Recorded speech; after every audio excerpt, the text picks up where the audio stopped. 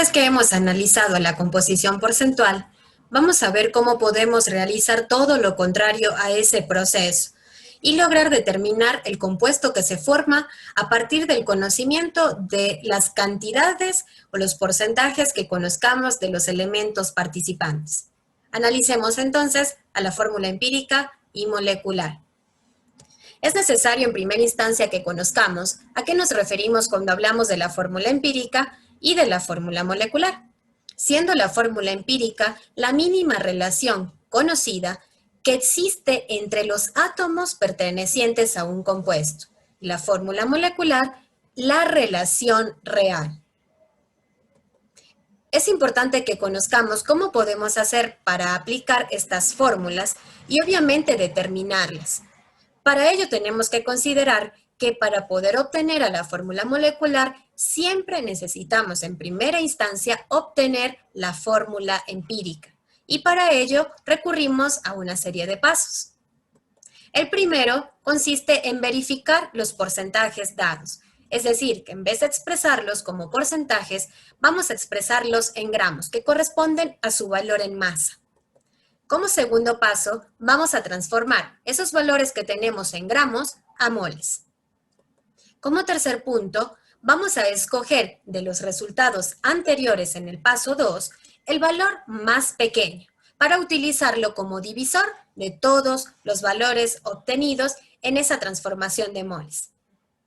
El cuarto paso supone un paso que es opcional.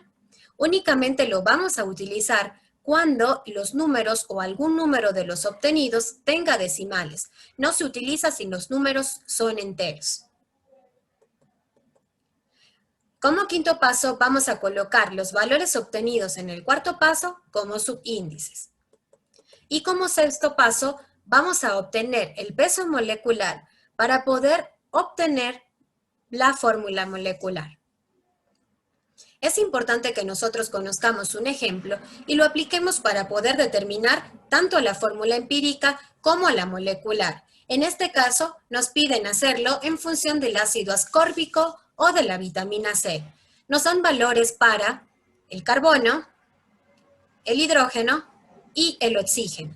Y nos dan también el peso molecular del ácido ascórbico. Este es el peso real y ya vamos a ver dónde lo vamos a utilizar. Si recurrimos a los pasos en primera instancia, vamos a verificar los porcentajes, que como les dije antes, no es más que expresar estos mismos valores, pero en vez de colocarles porcentajes, vamos a colocarles gramos, tal y como se los reflejo aquí. Carbono, hidrógeno y oxígeno. Los mismos valores del enunciado del ejercicio, pero expresados en gramos, es en masa. Como segundo paso, vamos a recurrir a la transformación a moles. Es decir, que estos gramos que tenemos del paso número 1, vamos a transformarlos a moles. Y para ello es importante que utilicemos la fórmula que nos dice que el número de mol es igual a gramos sobre peso atómico. Hacemos este primer paso para el carbono, que consiste en dividir sus gramos, que me da el ejercicio, dividido entre su peso atómico. Sería 40,92 entre 12. Esto me da un total de 3,40 moles de carbono. Este procedimiento lo repetimos tal cual para el caso del hidrógeno. Tendríamos entonces 4,53 dividido para 1, el cual me daría el mismo valor. Y por último, hacemos el mismo paso para el oxígeno, dividiendo el valor que me da el ejercicio, que ya llevé o expresé en gramos, sobre su peso atómico, y eso me da un total de 3,40 moles. Una vez que tengo este punto o he llegado a este punto, vamos a aplicar el paso número 3, el cual consiste entre todos los resultados del paso número 2, escoger el valor más pequeñito. Ese es 3,40, que ya vemos que se repite en el oxígeno también. Lo que vamos a hacer es escoger ese valor y utilizarlo como divisor en todos los números que tengo acá. Es decir, para el carbono, para el hidrógeno y para el oxígeno. Y vamos a obtener valores como el carbono igual a 1, hidrógeno igual a 1,33 y el oxígeno igual a 1. Tenemos en este caso particular que analizar lo siguiente. El cuarto paso que les indicaba que era opcional, lo vamos a aplicar si hay números con decimales, y este caso se nos presenta. Tenemos al hidrógeno con decimales, por lo tanto tenemos que hacer una multiplicación para todos estos. Dicha multiplicación la hacemos aplicando este cuarto paso. Vamos a escoger nosotras mismas un número que probablemente nos ayude a llevar el número que tenemos con decimales a un número entero.